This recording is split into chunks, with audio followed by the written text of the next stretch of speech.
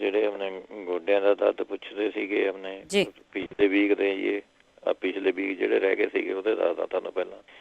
ਗੋਡਿਆਂ ਦੇ ਦਰਦ ਦੇ ਵਿੱਚ ਤੁਸੀਂ ਸਾਲਮ 50, ਸਾਲਮ ਮਿਸ਼ਰੀ, ਸਫੇਦ ਮੁਸਲੀ ਇਹ ਬਰਾਬਰ ਬਰਾਬਰ ਲੈ ਕੇ ਚਮਚੇ ਦਾ ਭਾਵੇਂ ਤੁਸੀਂ ਚੌਥਾ ਹੀ ਸਟਾਰਟ ਕਰ ਦੋ 6 ਵੀਕਾਂ ਲਗਾਤਾਰ ਖਾ ਲਓ, ਗੋਡਿਆਂ ਦਾ ਦਰਦ ਠੀਕ ਹੋ ਜਾਂਦਾ ਜੀ। ਮੈਂ ਆਪ ਆਪਣੇ ਵਾਸਤੇ ਯੂਜ਼ ਕਰਿਆ ਸੀਗਾ, 5-6 ਵੀਕਾਂ ਖਾਧਾ ਮੈਂ, ਮੁੜ ਕੇ ਨਹੀਂ ਹੋਇਆ ਜੀ। 2-3 ਸਾਲ ਹੋ ਗਏ। ਪਹਿਲਾਂ ਇੱਕ ਗੋਡੇ ਮੈਂ ਸਟਾਰਟ ਲੱਗਿਆ ਸੀਗਾ ਉਹਨਾਂ ਨੂੰ ਮੇਰੇ, ਹੁਣ ਤੱਕ ਤਾਂ ਠੀਕ ਹੈ ਜੀ। ਇਹ ਪੱਕੀ ਦਵਾਈ ਹੈਗੀ। ਨਹੀਂ ਤਾਂ ਫਿਰ ਤੁਸੀਂ ਹਾਲੋਂ ਲੈ ਸਕਦੇ ਹੈਗੇ, ਹਾਲੋਂ, ਕਲੌਂਜੀ, ਮੇਥੀ, ਅਜਵਾਇਣ, ਇਹ ਸਾਰੀਆਂ ਚੀਜ਼ਾਂ ਬਰਾਬਰ ਲੈ ਕੇ ਤੁਸੀਂ ਇਹਦੇ ਵਿੱਚੋਂ ਅੱਧਾ ਚਮਚਾ ਤੁਸੀਂ ਆਪਣੇ ਕੋਸੇ ਪਾਣੀ ਨਾਲ ਲੈਣਾ। ਜਿਨ੍ਹਾਂ ਦੇ ਬੋਡੀ ਮਾ ਦਰਦ ਹੁੰਦਾ, ਗੋਡਿਆਂ ਮਾ ਦਰਦ ਹੁੰਦਾ, ਕੋਈ ਵੀ ਕਿੱਥੇ ਹੁੰਦਾ, ਉਹ ਉਹਨੇ ਕੋਸੇ ਜਿਹੇ ਪਾਣੀ ਦਾ ਯੂਜ਼ ਕਰੇ ਜਾਂ ਰੂਮ ਟੈਂਪਰੇਚਰ ਦਾ। ਜੇ ਨਹੀਂ ਕੋਸਾ ਪੀ ਹੁੰਦਾ ਤਾਂ ਫਰਿੱਜ ਦੇ ਪਾਣੀ ਦਾ ਨਾ ਯੂਜ਼ ਕਰੇ।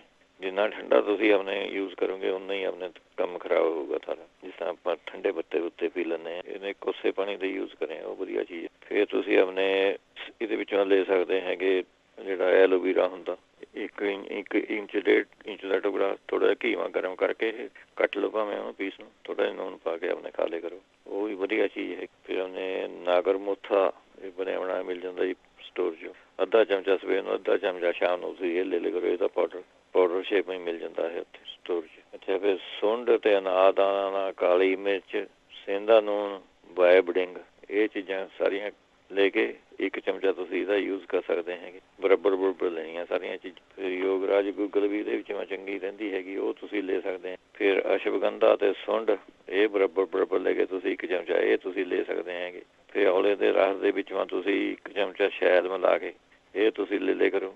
ਇਹ ਵੀ ਬਲੱਡ ਸਰਕੂਲੇਸ਼ਨ ਵਾਸਤੇ ਇਹ ਵੀ ਵਧੀਆ ਚੀਜ਼ ਹੈਗੀ ਜੀ। ਜਿਹਨਾਂ ਦਾ ਮੂੰਹ ਵਿੰਗਾ ਹੋਇਆ ਵਾ ਹੈਗਾ, ਔਲੇ ਦੇ ਰਸ ਦੇ ਵਿੱਚੋਂ ਤੁਸੀਂ ਸ਼ਹਿਦ ਮਿਲਾ ਕੇ ਇਹ ਦੇਣ ਲਾ ਜਾਓ, ਇਹ ਵੀ ਬਹੁਤ ਵਧੀਆ ਚੀਜ਼ ਰਹੂਗੀ ਉਹਨਾਂ ਨੂੰ ਜੀ। ਹਾਂ, ਸ਼ਹਿਦ ਬਹੁਤ ਵਧੀਆ ਚੀਜ਼ ਹੈ ਜਿਹਨਾਂ ਨੂੰ ਆਪਣੇ ਅਧਰੰਗ ਹੋ ਜਾਂਦਾ, ਬਹੁਤ ਵਧੀਆ ਚੀਜ਼ ਕੰਮ ਕਰਦਾ ਜੀ ਸ਼ਹਿਦ ਉਹਦੇ ਵਿੱਚੋਂ। ਫਿਰ ਤੁਸੀਂ ਲੈ ਸਕਦੇ ਹੈਗੇ ਇਹਦੇ ਵਿੱਚ। ਅੱਗੇ ਕਿਡਨੀਆਂ ਦਾ ਪੁੱਛਦੇ ਸੀ, ਕਿਡਨੀ ਵੀ ਕਮਜ਼ੋਰ ਹੈਗੀਆਂ, ਕੀ ਕਰਨਾ ਚਾਹੀਦਾ ਉਹਦਾ? ਜਿਹੜਾ ਬਾਥੂ ਹੁੰਦਾ ਜੀ, ਬਾਥੂ, ਉਹਦਾ ਰਸ ਤੁਸੀਂ ਲੈਣਾ, ਕੱਢ ਲਓ।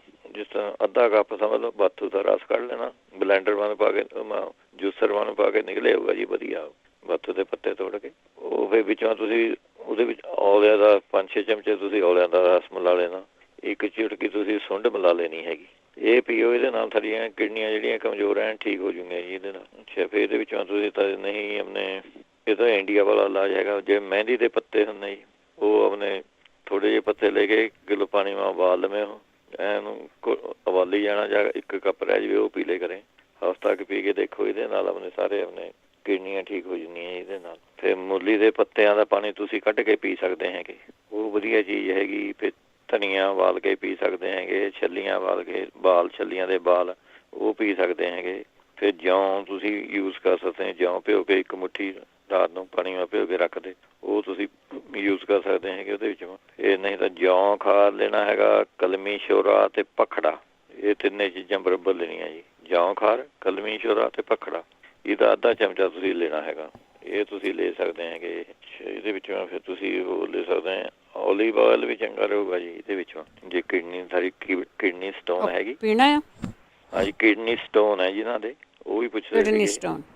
ਹਾਂਜੀ, ਉਹ ਵਿੱਚੋਂ ਤੁਸੀਂ ਓਲੀਵ ਆਇਲ ਲੈ ਕੇ 5-6 ਚਮਚੇ ਓਲੀਵ ਆਇਲ ਦਾ, ਤੇ ਉਹਦੇ ਵਿੱਚੋਂ ਲਾਈਮ ਜੂਸ ਮਿਲਾ ਕੇ, ਨਿੰਬੂ ਦਾ ਜੂਸ ਮਿਲਾ ਕੇ, ਉਹ ਜ਼ਿਆਦਾ ਤੋਂ ਜ਼ਿਆਦਾ ਤੁਸੀਂ ਪੀਓ ਜੀ। ਇਹ ਆਪਣੇ ਕਿਡਨੀ ਸਟੋਨ ਵਾਸਤੇ ਵਧੀਆ ਚੀਜ਼ ਰਹੂਗੀ। ਅੱਛਾ, ਫਿਰ ਕਿਡਨੀ ਵਾਸਤੇ, ਇਕੱਲੀ ਕਿਡਨੀ ਵਾਸਤੇ ਜਿਹਨਾਂ ਦੀ ਕਿਡਨੀ ਦੀ ਪ੍ਰੋਬਲਮ ਹੈ, ਡਾਇਲਿਸਿਸ ਦੇ ਹੈਗੇ ਜਾਂ ਉਹ ਹੈ, ਉਹ ਫਿਰ ਛੋਟੀਆਂ ਇਲਾਇਚੀਆਂ ਜਿਹੜੀਆਂ ਹੁੰਦੀਆਂ, 10 ਛੋਟੀ ਇਲਾਇਚੀਆਂ ਲੈ ਲੈਣੀਆਂ, ਉਹਨਾਂ ਦੇ ਬੀਜ ਤੇ 20 ਤਰਬੂਜ ਦੇ ਬੀਜ, ਇਹਨਾਂ ਨੂੰ ਆਪਣੇ ਕੁੱਟ ਕੇ, ਜੇ ਛਿਲਕਿਆਂ ਵਾਲਾ ਹੀ ਮਿਲ ਜਾਵੇ ਭਾਵੇਂ, ਇਸ ਨੋ ਪ੍ਰੋਬਲਮ। ਤਰਬੂਜ ਦੇ ਬੀਜ ਜਿਹੜੇ ਨਹੀਂ ਤੁਹਾਨੂੰ ਕੱਢੇ ਕਢਾਏ ਮਿਲਦੇ, ਛਿਲਕਿਆਂ ਵਾਲੇ ਲੈ ਲਓ 20 ਬੀਜ ਉਹ, ਤੇ 10 ਛੋਟੀਆਂ ਇਲਾਇਚੀਆਂ, ਇਹਨਾਂ ਨੂੰ ਕੁੱਟ ਕੇ 1 ਕੱਪ ਦੁੱਧ ਦਾ ਲੈਣਾ, 1 ਕੱਪ ਪਾਣੀ ਦਾ ਲੈਣਾ, ਤੇ ਇਹ ਜਿਹੜੇ ਬੀਜ ਹੋਣਗੇ ਕੁੱਟ ਕੇ ਵਿੱਚੋਂ ਪਾ ਦੇਣੇ ਹੈਗੇ। ਜਦ ਉਹਨੂੰ ਅੱਗ ਤੇ ਧਰ ਦੇਣਾ, ਜਦ 1 ਕੱਪ ਰਹਿ ਗਿਆ ਉਹ ਆਪਣੇ ਤੁਸੀਂ ਪੀ ਲਓ, ਛਾਣ ਕੇ ਪੀ ਲਓ, ਪੁਣ ਕੇ, ਜੇ ਛਿੱਲਕ ਜੇ ਹੋਵੇ ਨਿਕਲ ਜਾਓਗੇ, ਉਹ ਪੀਓ। ਇਹਦੇ ਨਾਲ ਵੀ ਆਪਣੇ ਕਿਡਨੀ ਨੂੰ ਤੁਹਾਨੂੰ